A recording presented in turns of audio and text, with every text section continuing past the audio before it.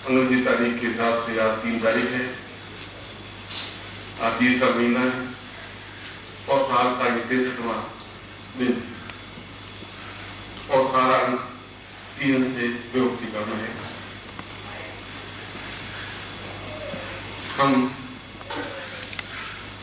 2 दिन पहले यहाँ गंगा के पावन तट पर एकत्र हुए थे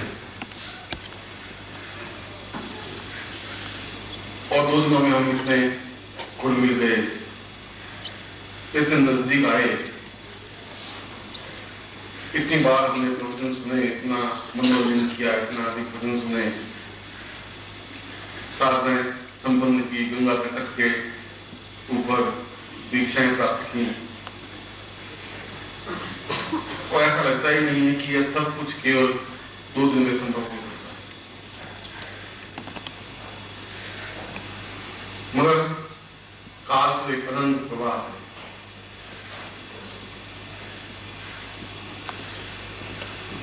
वास्तव में कर्ण ऋषि ने जब शकुंतला को विदा किया तो इस श्लोक के माध्यम से उसने अपनी वेदना व्यक्त की।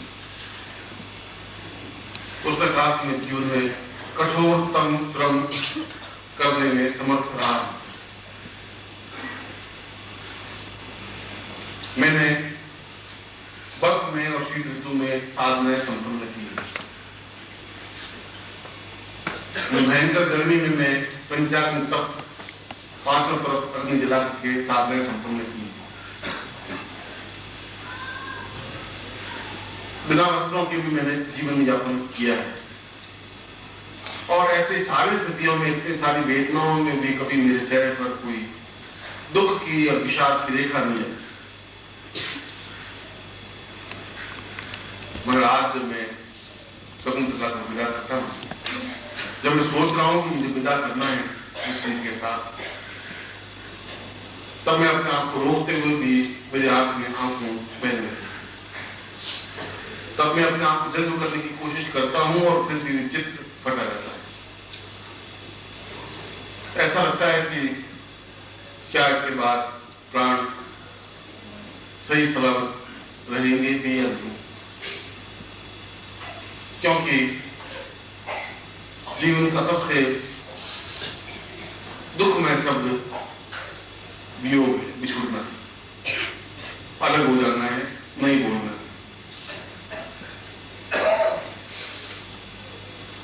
और हम ऐसी घड़ी के लिए खड़े हो जहां बिछुड़ना है और बिछुड़ना है अपने प्रिय से, अपने प्राणों से, अपनी आत्मा से। और कर्ण की वही परिभाषा कि क्या उसके बाद भी ये प्राण इस देह में रह भी सकेंगे, और अगर रहे तो इस प्राणों का मूल्य और महत्व ही क्या है।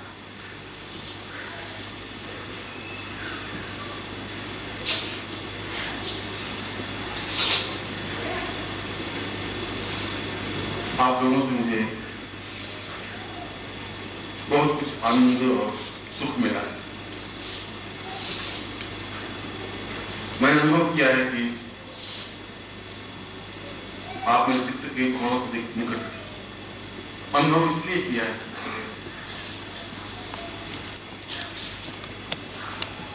जब कायाकल्प करने के लिए कुछ समय तक मैं अस्वस्थ सा रहा, क्योंकि जब एक विशाल पूरे शरीर को, जो निखिलेश प्रबंधन का शरीर था, उसको जब व्यस्त में आया तो कायाकल्प करना पड़ा, एक शरीर को छोटा सा करना पड़ा, सीने को छोटा करना पड़ा, शरीर को छोटा करना पड़ा। इतना विशाल वक्षस्थल और इतना विशाल बाहु लेकर के मैं व्यस्त में समाहित हो नहीं सकता, तो सारा शरीर को एक कायाकल्प के रूप में, उस रूप में ढालने की कोशिश की जिस रूप में व्यस्त अनुकूल का प्रदान कर सकता है। और अब वापिस कुछ विशेष कारणों से जब कायाकल्प का क्षण आया है तो शरीर तो अपने आप में कई स्थितियों में से गुजरेगा, और जो शिष्यों को ज्ञात होता है मैंने अनुभव किया है इससे बहुत परेशान है। जोधपुर में सैकड़ों पत्र आए, एक ही दिन में 200-250 टेलीग्राम आए। व्यक्तिगत रूप से आकर के मिले, उदास हुए, खिन्न हुए, चिंतित हुए। और जब जनवरी के अंत में किसी सन्यासी ने लेख प्रकाशित किया कि गुरुदेव की इच्छा वापिस वृद्धाश्रम में जाने की है, तो शायद कई सौ नहीं कई हजार पत्र इकट्ठे हो गए कि ये सब निर्णय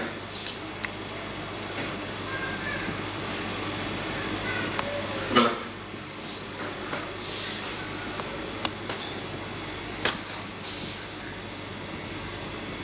इतनी जल्दी आप अगर वृद्धाश्रम चले ही जाएंगे तो सारी स्थिति बीच मझधार में रह जाएगी।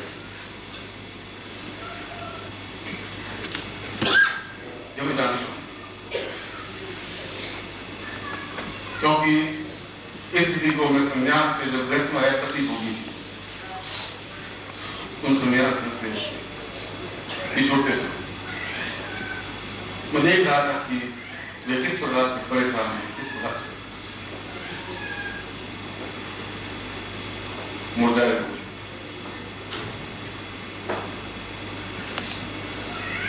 यद्यपि मैंने उनको ताड़ना दी, डांटा, प्यार से कुछ करा दी, फटकारा दी, पर कभी किसी ने डांट का पूरा नहीं।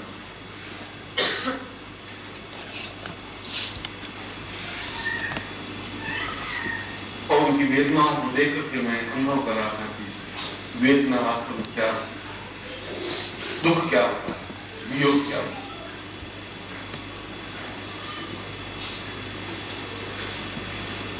और आज मैं वापिस वैसी स्थिति में खड़ा, एक अनिर्णय की स्थिति। क्या मुझे अब जब सही समय आ गया है, अब जब लड़के समझदार होने लग गए, वे साधना के पथ पर डगमगाते कदमों से ही सही बढ़ने लगे, मुझे वापस सिद्धाश्रम भी चले जाना चाहिए।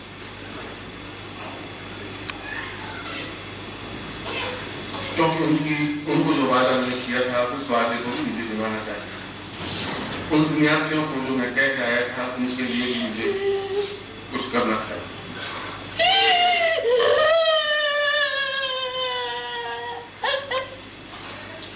मगर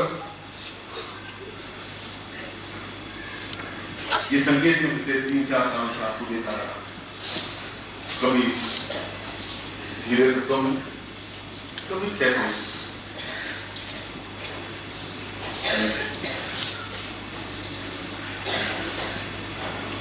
मगर मेरी स्थिति कर्ण के समान बन गई, जहां कर्ण कहता है कि क्या शकुंतला से छुड़ना संभव हो भी सकेगा, क्या मैं सोच सकूंगा भी।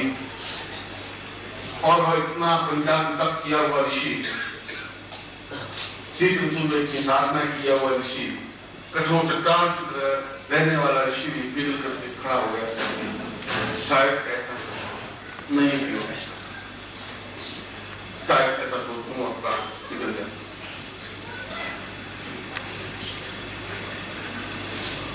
इतने वर्षों से आपके साथ रहने की वजह से आप लोगों से मुझे प्यार हो गया। ये जरूर नहीं है कि मैं आपके चेहरे से आपके नाम से परिचित हूं, ये जरूर नहीं है कि मैं आपको पता और आपका ठिकाना मुझे मालूम है। मगर यदि मेरे सीने को उगाड़ के देखें तो आपका चित्र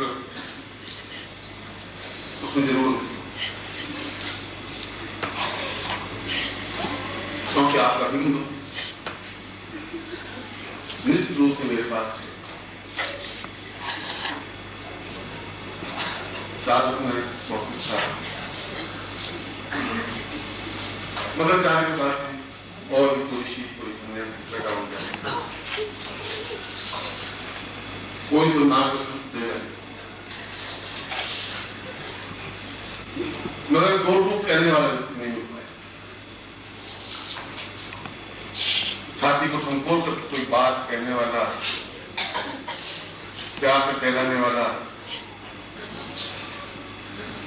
आंसू पहुंचने वाला शायद नहीं मिल पाए। बहुत दूर से हिमालय कितना ही सुंदर दिखाई दे, वो काम का नहीं। हिमालय तो वो काम का होता है जिसके ऊपर हम खड़े हो सकें, जिसका भ्रमण कर सकें, विचरण कर सकें, जिसमें घूम सकें, जिसकी सफाई देख सकें, जिसका आनंद ले सकें। बहुत ऊंचाई पर खड़ा हुआ हिमालय भी कोई काम कर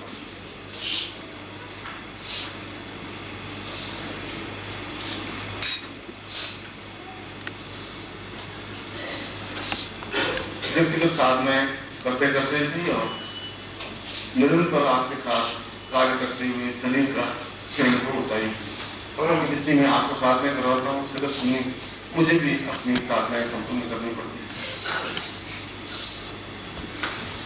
और परिवार के 4 या 5 लोगों को ही प्रसन्न रखना और संभालना कठिन होता है। यहाँ तो लाखों परिवार है, लाखों पुत्र हैं, पुत्रियां हैं, और अलग अलग रूपों में अलग अलग तरीके से उनका मेरा संबंध है। सभी को समान रूप से प्रवाह देते रहना बहुत कठिन कार्य होता है।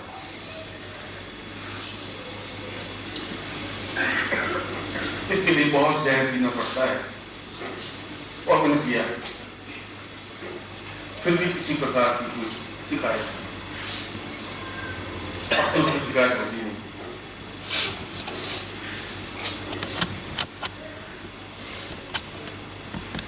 कभी जितने क्षण में आपके साथ में हो ये सारे क्षण आपके, मेरा तो है ही। मैं तो एक गमछा कंधे पर डाल करके आया था और वापस गमछा कंधे पर डाल कर चला, पीछे मोड़ के देखने की भी चिंता नहीं। न मुझे पत्नी की चिंता रहती है, न परिवार की, न स्वजन की, न संबंधी की। मैं एक कठोर स्वभाव से सबको देखता हूं।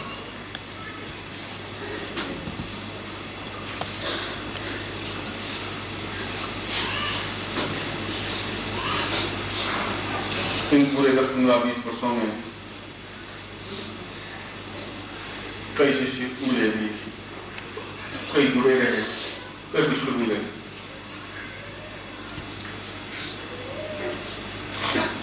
कई बार आप लोगों को मैंने डांटा भी, प्यार से भी कुछ कहा रहा, कुछ का आत्मा हो सकता है आपको कड़ा लगा, मन में मलिनता है, मगर ऐसा कहने के पीछे आपको ऊंचाई तो उठाने की क्रिया, एक प्यार, एक जज्बात, क्योंकि आप मेरे हैं, जैसे भी हैं, बहुत बहुत अच्छे हैं। जो सन्यासी से कहते हैं कि ऐसा उन लोगों में, उन शिष्यों में क्या है जो आप छोड़ करके आ ही नहीं सकते। जब मैं कहता हूं कि आप उन लोगों को पहचान सकते, उनकी आंखों में आंसू होते, एक छलछलाहट होती है, एक भावना का प्रभाव होता है, एक जुटने की क्रिया होती है। उनकी मजबूरियां अलग नहीं आ सके, पांव बंधे हुए हों, वो एक अलग बात, मगर वे रुक नहीं पाते। मैं हर क्षण अपने सीने को मेरे सीने से लगाने के लिए बेचैन रहता,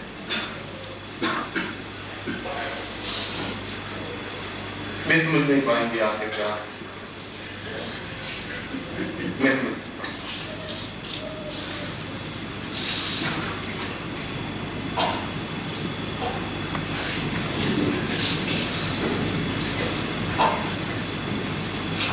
कुछ अच्छे लड़के तैयार हुए,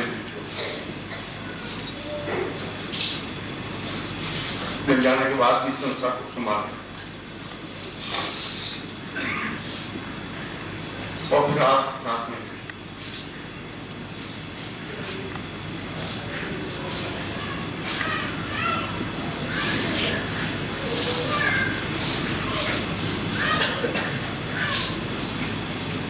मैं नहीं कह सकता थी तो क्या करना चाहिए या जानते हुए भी मैं नहीं बता सकता क्योंकि समय से पहले मैं आपको दुखी नहीं करना चाहता।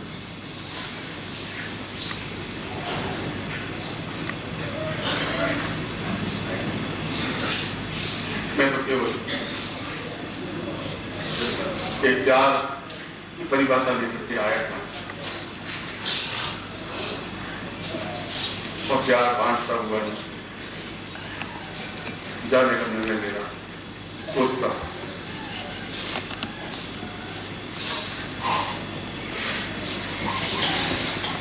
मैं आप लोगों को क्या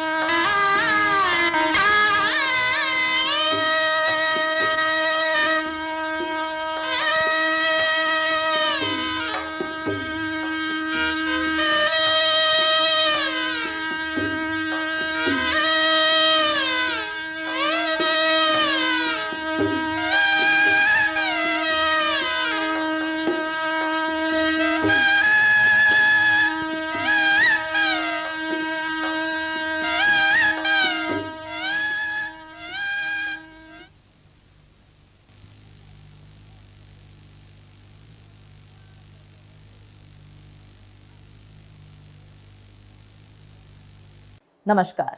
अगर आप सद्गुरुदेव डॉक्टर नारायण दत्त श्रीमाली जी के दीक्षित हैं या फिर आपके पास उनसे जुड़े हुए कोई भी अनुभव है तो नीचे दिए गए हुए नंबर पर वीरल पटेल जी को मैसेज कीजिए या फिर फ़ोन कॉल कीजिए और अपने अनुभव ज़रूर शेयर कीजिए। डॉक्टर नारायण दत्त श्रीमाली जी के आत्मकथा का संकलन करने में मदद करें। धन्यवाद।